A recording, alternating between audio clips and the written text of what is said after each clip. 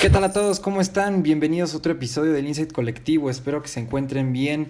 Feliz miércoles y vamos a hablar hoy acerca de un excelente filósofo de mis favoritos llamado Friedrich Nietzsche. Bueno, así es como se pronunciaría en inglés, creo. En español no sé si es Nietzsche, pero bueno, para el inglés es Friedrich Nietzsche. Y este filósofo pues es reconocido por muchos trabajos y por muchas controversias que generó con todos sus trabajos, porque en realidad son muy profundos, y ha hecho mucho escándalo, especialmente pues ahorita que están los postmodernistas, los filósofos postmodernistas, pues hay mucho auge con todo lo que tiene que ver con Nietzsche y sus trabajos. Y pues Friedrich Nietzsche es un filósofo muy interesante desde su historia y sus gustos personales y otras cosas. Lo estoy buscando en Google para que lo puedan ver. Friedrich Nietzsche, él tenía muy buenas calificaciones y también era muy bueno en la escuela, en la universidad. Tuvo una carrera pues no tan buena, y esto lo obligó a irse a vivir a otro país, y lo que sucedió fue que aquí es cuando comienza a escribir uno de sus trabajos, bueno, de sus trabajos más conocidos. A lo mejor los han escuchado por ahí. Se llama uno El nacimiento de la tragedia, otro se llama Humano demasiado humano, otro se llama La ciencia Gaia, y hay otro que es el que vamos a ver el día de hoy, que es Más allá del bien y del mal. Y también me faltó uno que es Genealogía de la moral, que ese es el último que escribió, me parece. Y bueno, esas son algunas de sus obras más conocidas. Y Friedrich Nietzsche, como dije, pues tuvo una vida un poco rara, también difícil, y pues fue muy bueno en la universidad, en la escuela, tuvo muy buenas calificaciones, y después pues no comenzó a llevarse bien con su familia. De hecho, decían que tenía una mala relación con su madre y con su hermana. También decían que las mujeres lo rechazaban y que sus libros nunca se vendían. Entonces tuvo un camino difícil a lo largo de toda su adultez, y pues muchas de estas cosas que a él le sucedieron influyeron en la manera en la que él escribía. Y también él habló mucho sobre esta parte habló sobre cosas interesantes, hablaba sobre cómo no tomar alcohol. Él decía que no deberíamos de tomar alcohol porque el alcohol es como una fuente de negación para el ser humano. Y también hablaba sobre cómo la envidia en las sociedades de la época de los romanos, pues fue hizo mucho daño, y explica como el proceso de esa envidia en sus obras. Yo de hecho me basé en algo en mi tesis de Nietzsche, con muchas historias que pone sobre los romanos y la envidia de los romanos, y trato de enlazarlo a mi trabajo psicológico, y ayuda mucho. Y también han habido otros psicoanalistas muy buenos que combinan su trabajo junto con la filosofía, que es Carl Gustav Jung. Lo vamos a ver un poco más adelante. Quizás lo han escuchado, es de los psicoanalistas más conocidos que hay y de los más populares también a nivel cultural. Y pues bueno, regresando a Nietzsche también, él hablaba mucho sobre la filosofía, esta parte sobre el heroísmo y la grandeza. Su filosofía era básicamente, bueno, no básicamente, pero su filosofía mucho trataba sobre eso, sobre el heroísmo y sobre la grandeza. Y él hablaba mucho sobre la superación personal, no la llamaba así como tal, pero hablaba mucho como de la superación personal, perdón, y cómo esta superación pues nos ayuda a ser mejores personas. Y de hecho él lo que nos comparte a lo largo de sus trabajos es básicamente cómo convertirnos en quien realmente somos.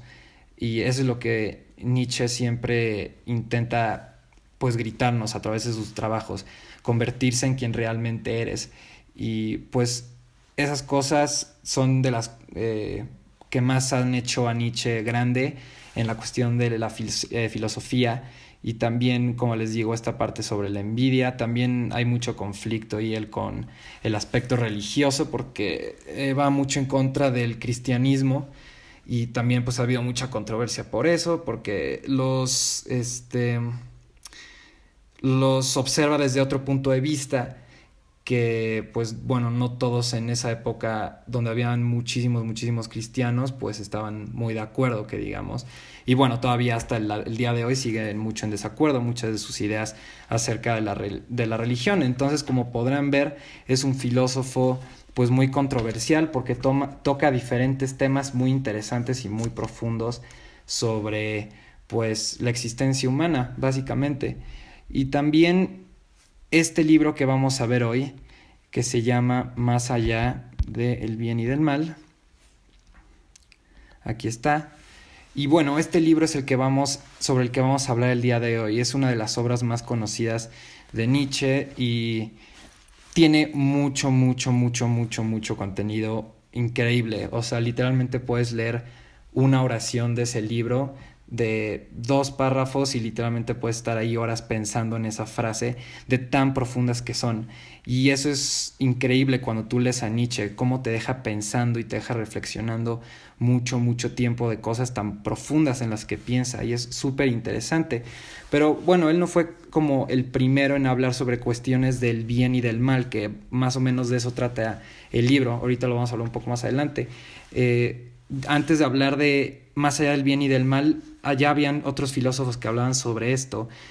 Había un filósofo chino, que la verdad ahorita no recuerdo su nombre porque pues está medio difícil de acordarse, pero bueno, fue un filósofo chino, Huachi o algo así se llamaba, no recuerdo bien, pero bueno, fue un filósofo chino que ya hablaba sobre la parte del bien y del mal. También uno de los principales aportadores a la filosofía fue justamente los griegos, especialmente pues de los más conocidos ya, Sócrates, Platón, Aristóteles. Aristóteles, recordemos que él habla del bien y del mal, él habla sobre lo que está en medio de eso, y de eso justamente Nietzsche toma parte de su trabajo para continuar esta parte que Aristóteles planteaba. Y también estos tres que mencioné, Sócrates, Platón y Aristóteles, ellos hablaban mucho sobre lo que ellos llamaban la tercera fuerza, que era el equilibrio entre el bien y el mal, y a eso lo llamaban la tercera fuerza. Y Nietzsche, al estudiar todo esto, comienza a estudiar justamente esta tercera fuerza. Y Nietzsche, él plantea que esta tercera fuerza no opera en la conciencia. Voy a ver si puedo encontrar alguna imagen de la tercera fuerza en filosofía. Y esta tercera fuerza también tiene una explicación, bueno, más o menos tiene una explicación psicológica, obviamente no una respuesta total acerca de esta tercera fuerza que plantean, pero sí una respuesta parcial de qué podría ser esto. Y bueno, aquí estoy buscando alguna imagen sobre la tercera fuerza que habla, aquí están los humanistas y otras corrientes psicológicas que hablan sobre esta tercera fuerza también. Y pues bueno, justamente Nietzsche habla sobre esta fuerza que es más allá del bien y del mal. Y bueno, esta tercera fuerza no solamente se queda en la filosofía, también llega a tocar en la psicología, no solo en los humanistas como acabamos de ver, eso fue ya después, sino los primeros psicólogos en saber y conocer esta parte de la tercera fuerza fue este psicoanalista muy conocido que se llama Carl Jung.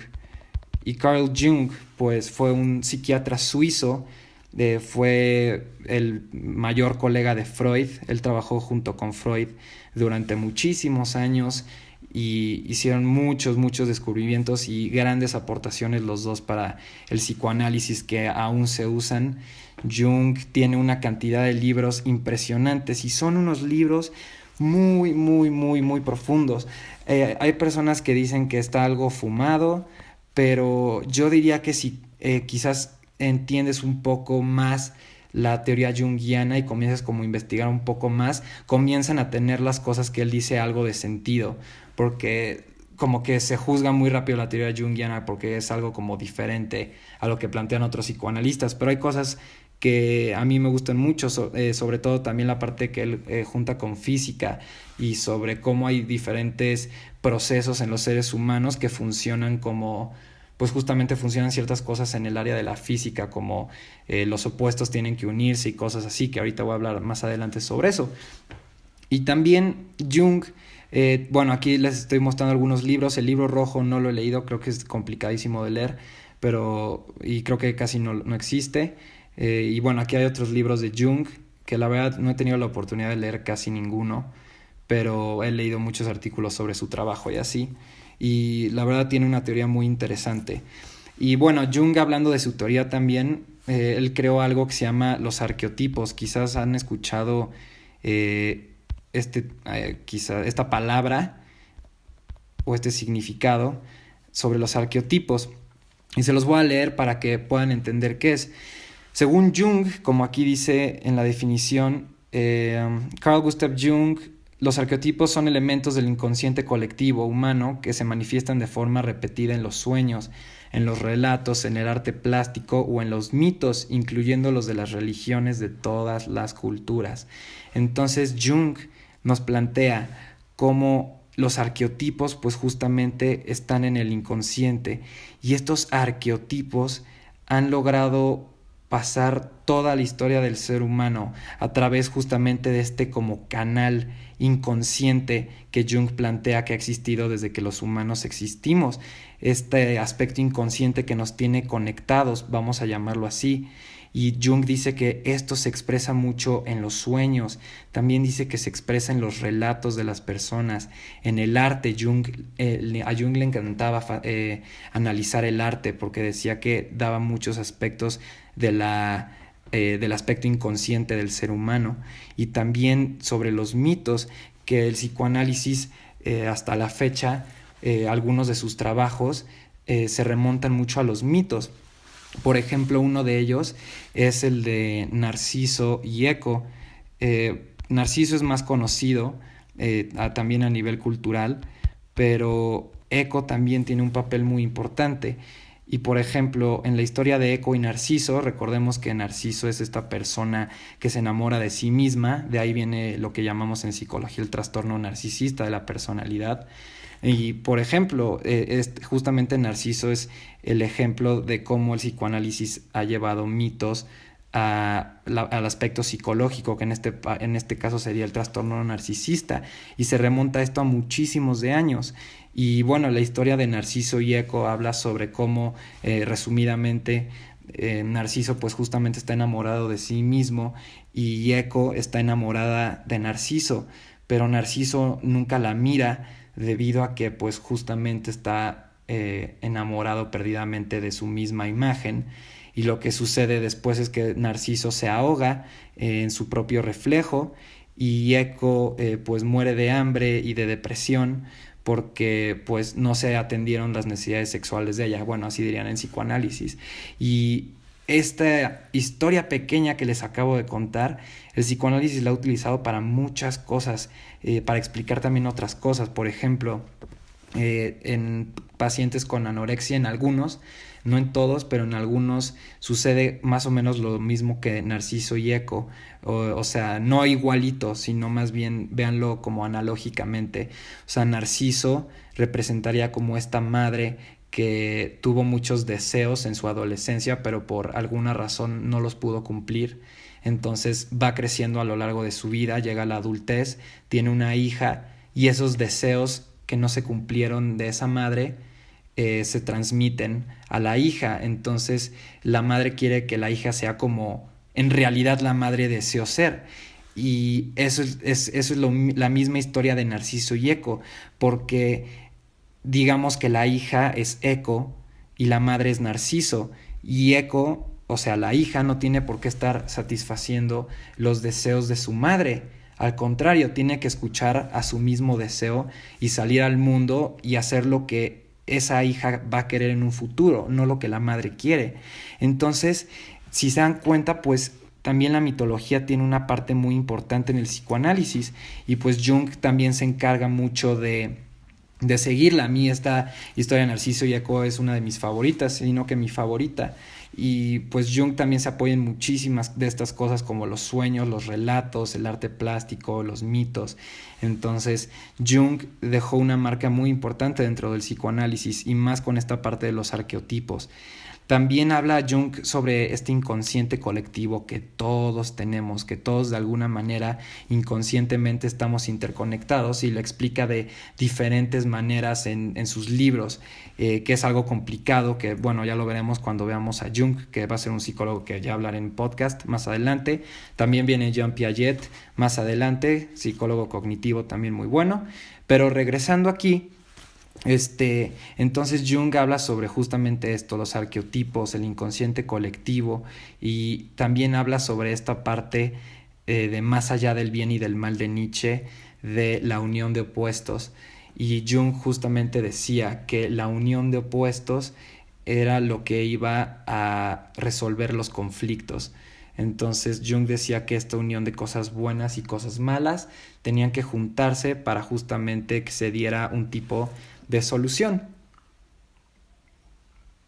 Entonces Jung ya incluye esta parte de la filosofía en sus teorías, en cómo esta unión de opuestos, y da muchos ejemplos. Cuando se unen opuestos se da una solución a algo. También habla sobre el inconsciente colectivo, de cómo se genera, etcétera, etcétera.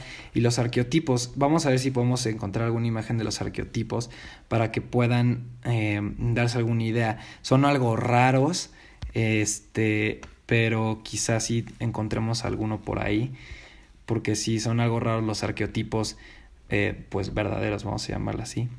No encuentro ninguno, pero a ver qué viene en esta presentación. Arqueotipos: una especie de predisposición para producir una y otra vez las mismas ideas míticas, son impresiones recurrentes hechas por razones subjetivas. Persona, anima, animus. Esta parte de anima y animus, Jung también habla sobre eso, como sobre cómo todos los hombres tenemos una parte interna de la mujer, y cómo las mujeres tienen una parte pequeña interna de su parte. Y Jung justamente dice que por eso nos podemos entender los seres humanos, las mujeres y los hombres, porque justamente tenemos como esta parte, no lo llama él así, pero como internalizada dentro de nosotros mismos, sobre el hombre y la mujer, dependiendo pues cuál sea tu sexo.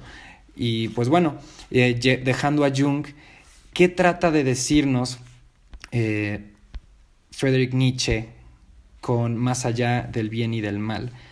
¿A qué se refiere Friedrich Nietzsche con más allá del bien y del mal? Pues él habla sobre, vamos a analizar como la frase, más allá. Tenemos que analizar primero esa parte.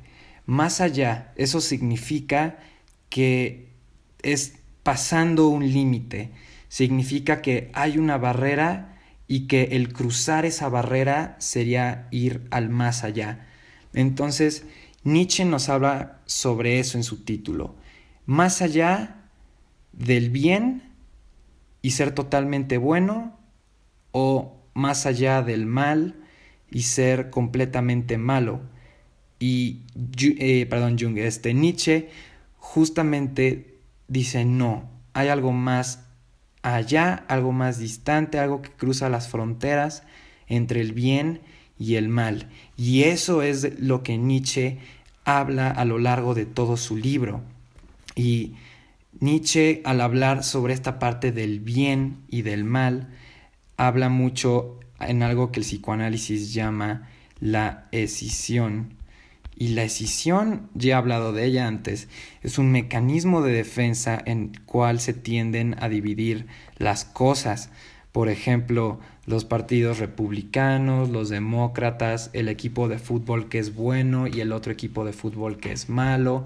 Entonces, puedo seguir con muchos ejemplos, pero justamente la escisión es dividir las cosas entre buenas y malas y no poder verlas integradamente y coherentemente.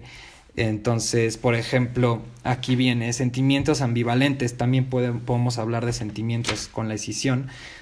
Por ejemplo, que amas y odias algo al mismo tiempo, eso también formaría parte de la escisión y son sentimientos justamente ambivalentes.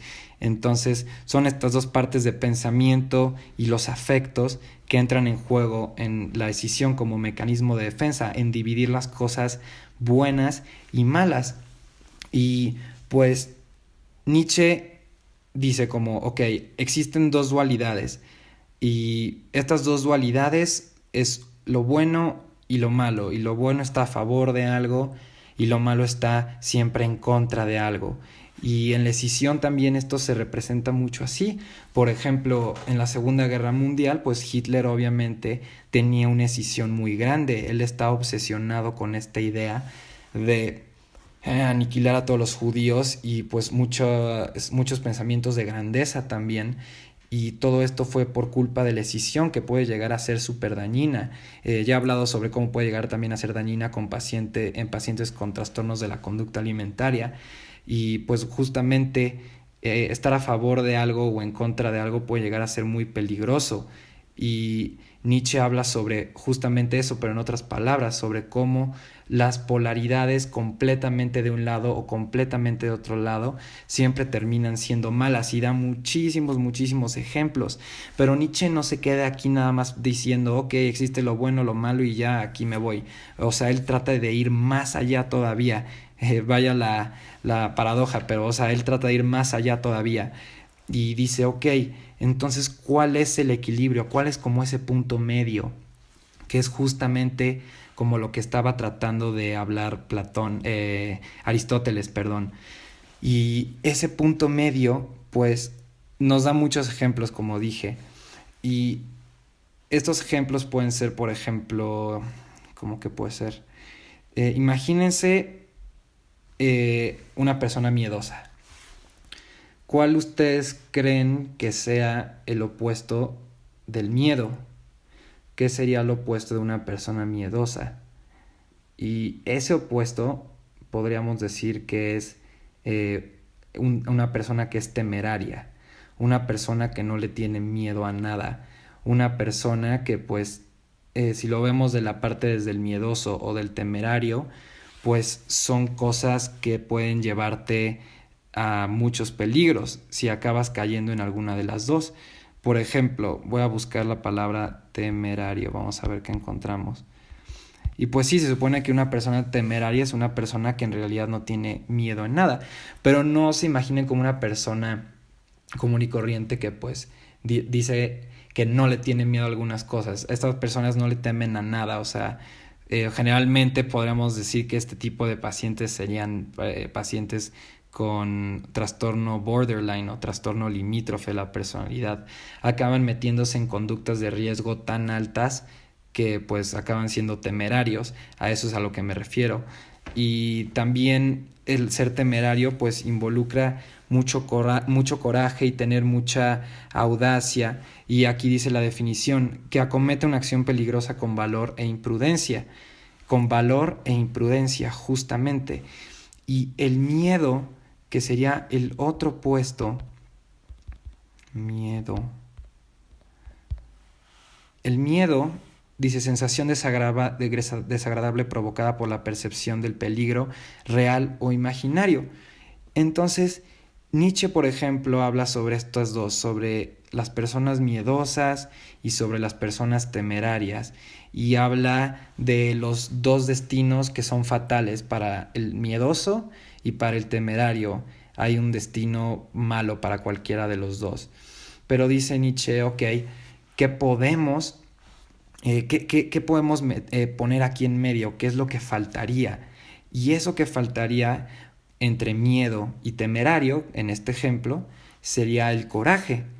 Y el coraje sería, de acuerdo a Nietzsche, lo adecuado entre el miedo y la persona temeraria. Porque el coraje, porque es adecuado, porque justamente este coraje se utiliza cuando es necesario. O sea, se tiene miedo, pero también se es temerario al mismo tiempo, y eso genera coraje. Y eso es lo que dice Nietzsche precisamente, que nos puede ayudar mucho integrar esta como tercera fuerza que él llamó. Y pues sí, es un tema muy interesante, cómo se pueden integrar opuestos y pueden haber resultados muy, muy, muy benéficos.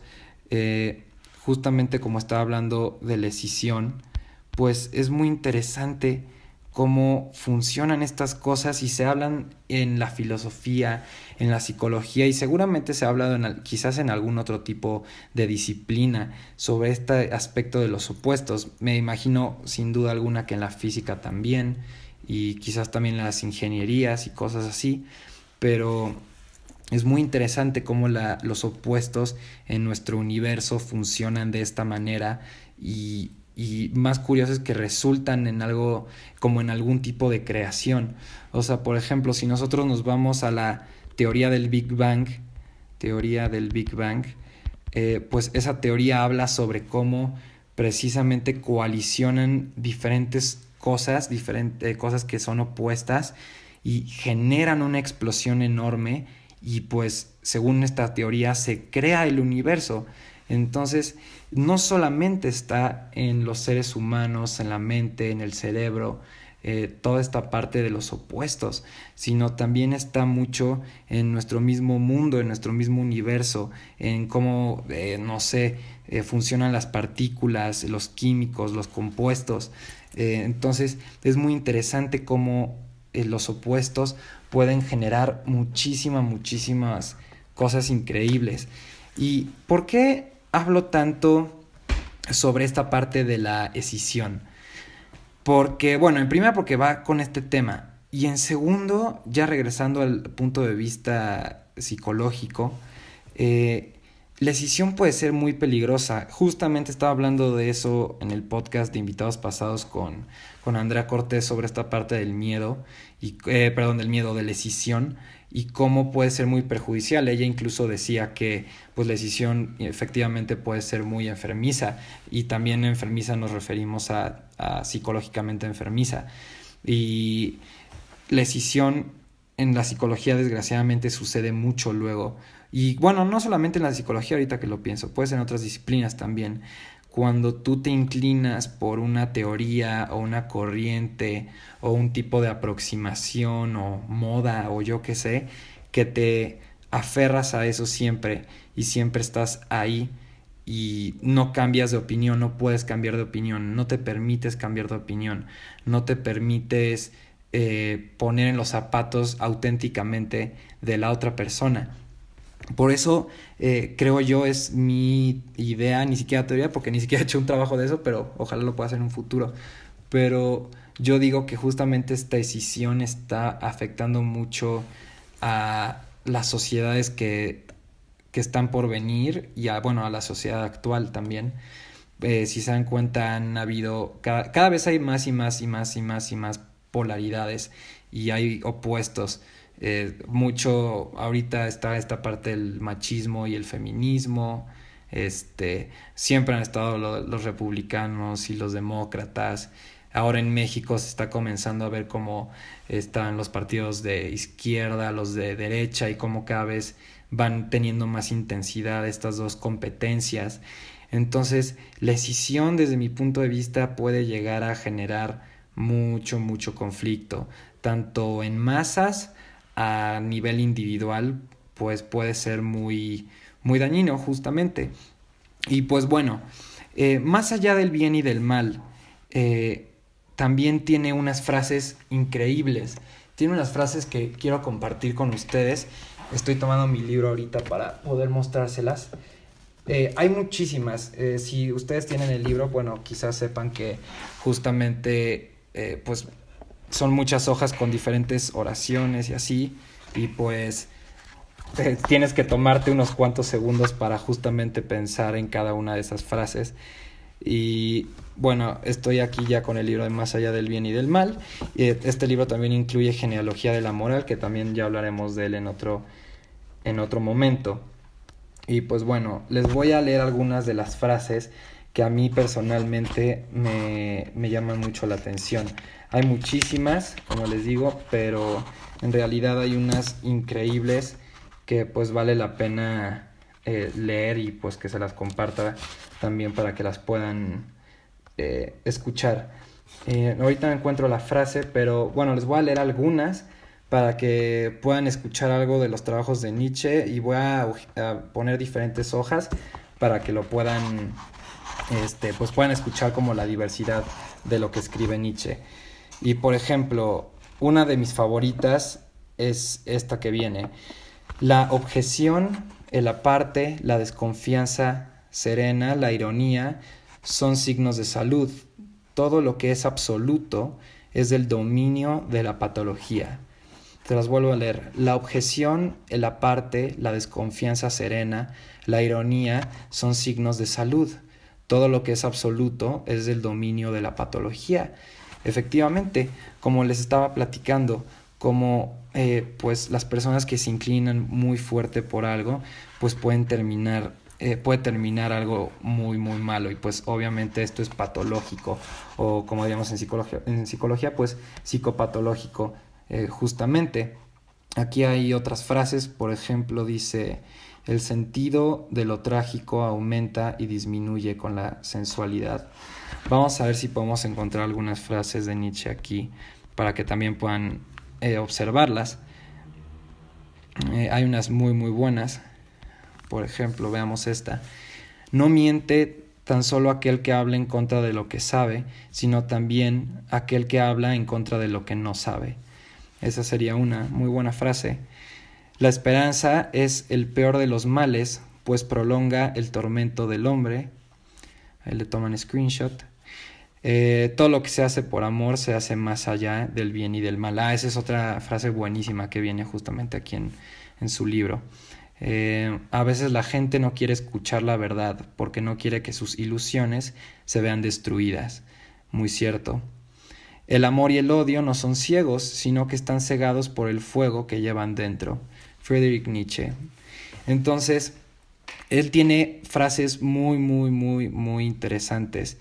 Y pues vamos a recapitular un poco sobre lo que hemos hablado hasta hoy. Y creo que ha sido un episodio hoy muy interesante porque estas son cosas, especialmente la filosofía, son cosas que te ponen a pensar y te ponen como a darle vuelta a las cosas y cuestionar diferentes cosas. Bueno, tan siquiera es lo que a mí me pasa. Y es muy interesante leer como estas frases que les mostré, y pues también lo que él mismo escribe con sus propias palabras, y ver como qué tipo de pensamiento tiene.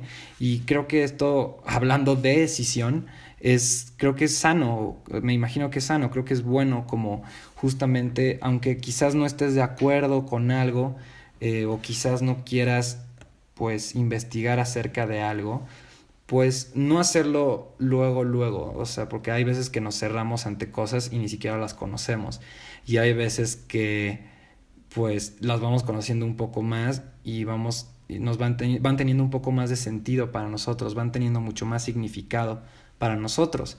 Yo he conocido muchas personas, por ejemplo, que critican a Freud, como su teoría es sexo y toda su teoría no habla más de otra cosa más que de papá y mamá, y ya nada más es eso, Freud. Y es como no, Freud tiene muchísimas otras cosas, y afortunadamente conocí a muchas personas que pues también han cambiado como de opinión con respecto a eso, como bueno, ya me di cuenta que Freud no solamente habla de esas cosas, abarca temas enormes, abarca muchísimos temas, que ya he hablado igual sobre Freud en este podcast. Y bueno, a mí también me pasó por un tiempo en el cual solamente me quedé en el psicoanálisis y me cerré ante otros campos de la psicología, pero conforme vas cursando la carrera te das cuenta que pues obviamente hay otras corrientes interesantísimas. Hay unas que la verdad no me gustan, como no me gustan tanto la verdad el humanismo o el conductismo, pero el psicoanálisis y las neurociencias son muy muy buenas. Tienen mucha calidad, mucho potencial y mucha profundidad en todo lo que hacen esos dos campos. La Gestalt también es una que me desagradaba antes, pero va teniendo la verdad un poco más de sentido para mí.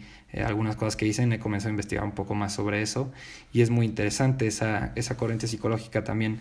De la Gestalt he hablado sobre esa corriente, si lo quieren ver en su pantalla, y la Gestalt habla mucho sobre las leyes de la percepción, y pues tiene muchas pruebas como justamente están viendo en su pantalla, donde aparecen diferentes estímulos visuales, ilusiones, muchas ilusiones. Por ejemplo, aquí, leyes de la percepción de la Gestalt. Por ejemplo, la proximidad. Elementos cercanos tienden a verse como grupos, continuidad, cierre. Tendemos a cerrar formas abiertas de la manera más simple, como en esa imagen. Semejanza, elementos similares se perciben como agrupados, y figura y fondo. El cerebro no puede interpretar un objeto como figura y fondo al mismo tiempo. Entonces, pues la Gestalt también tiene cosas muy interesantes. Entonces, pues creo que más allá del bien y del mal, nos deja una muy buena reflexión, porque a veces, o sea, creo que nos pasa a todos, que a veces nada más tiendes a quedarte en ciertas ideas, en diferentes áreas de tu vida. A lo mejor por ejemplo, no sé, en tu área familiar y de amigos, pues no hay tanta decisión, vamos a llamarlo así. Pero quizás por ejemplo, no sé, a lo mejor en el aspecto amoroso o laboral, pues también puedes tener esta decisión como más aguda, vamos a llamarlo así. Y estos mecanismos, la decisión pues es un mecanismo de defensa y es inconsciente, como dirían en el psicoanálisis. O sea, no nos percatamos que estamos haciendo eso hasta que lo interpretamos, hasta que lo hacemos consciente, como dirían en psicoanálisis.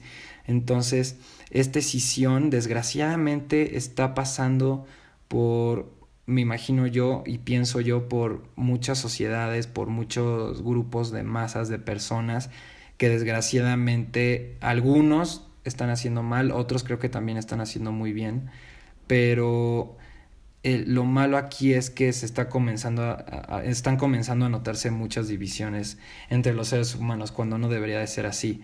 Y también esta parte sobre la escisión, mucho en pacientes borderline.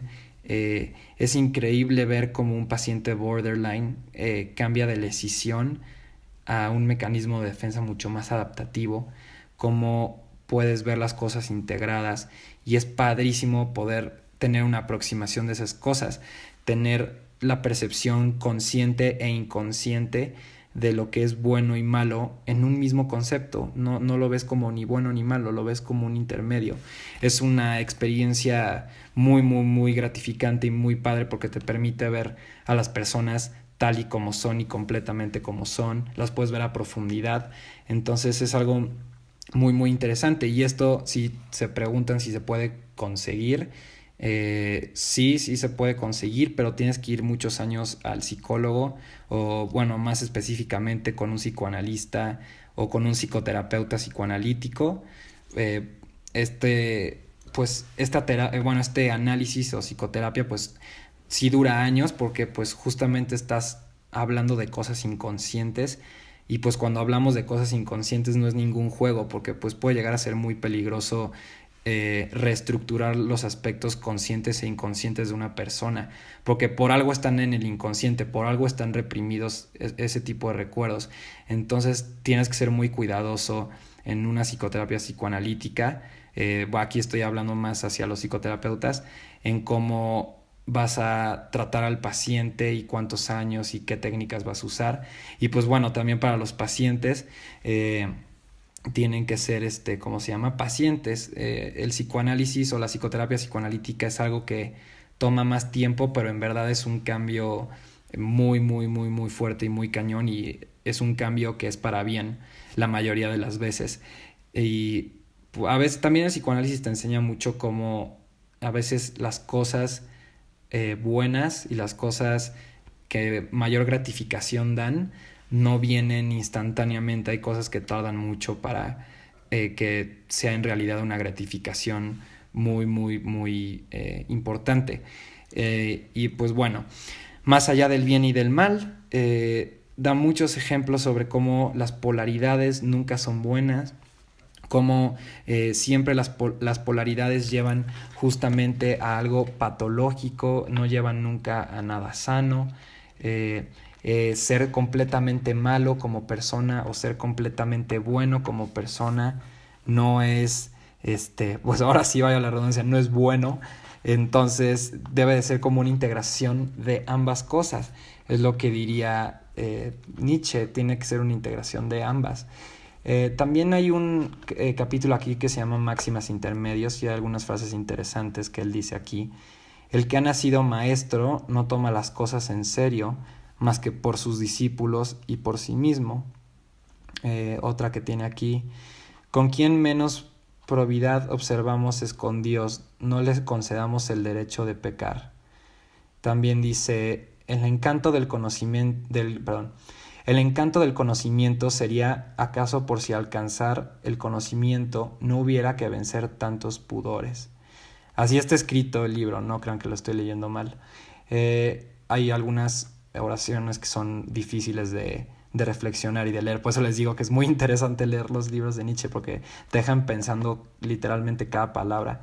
Otro que dice aquí, la tendencia a rebajarse, a dejarse robar, engañar y explotar, ¿no sería el pudor de un dios entre los hombres? Esa es otra pregunta que hace Nietzsche a lo largo de su libro, en Más allá del bien y del mal. Y pues bueno, como podrán ver, es un libro muy, muy, muy interesante. Se los voy a poner en su pantalla por si quieren comprarlo.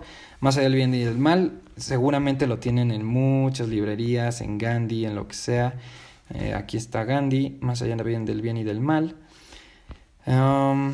Aquí está, miren, este cuesta 48 pesos, no está nada caro. Y pues es un libro que en verdad les recomiendo mucho. Yo tengo la versión de editorial Porrúa y en este viene Más allá del bien y del mal. Y también viene el libro de Genealogía de la Moral.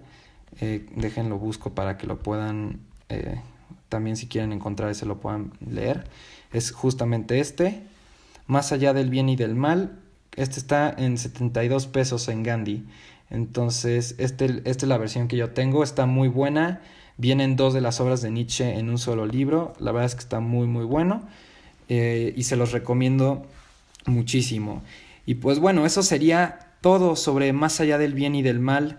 Espero que les haya gustado mucho. Vamos a hablar de otras obras de Nietzsche. También vamos a hablar psicológicamente sobre las ideas de Nietzsche, que está muy interesante. Y pues bueno, muchísimas gracias a todos por escucharme. Aquí les dejo la imagen de Más allá del bien y del mal para que lo puedan tomar screenshot o lo que ustedes quieran. Y pues bueno, espero que les haya gustado mucho el episodio del día de hoy. Me encantó contarles sobre este filósofo que en verdad es increíble. Y bueno, también vamos a ver a otros posmodernistas muy interesantes. También vamos a hablar sobre Foucault, que es un personaje interesantísimo y también con una historia muy, muy, muy interesante. Entonces, pues ya vendrán otros autores. También para los de psicología ya va a venir Jean Piaget y también va a venir Jung después para que estén al pendiente. Y bueno, muchísimas gracias a todos por escucharme. Espero que la hayan pasado bien. Feliz miércoles a donde quiera que vayan. Feliz fin de semana. Pásenla padrísimo. Festejen. Pásenla muy bien. Y pues bueno, nos vemos hasta el siguiente miércoles. Gracias a todos por escucharme. Hasta la siguiente.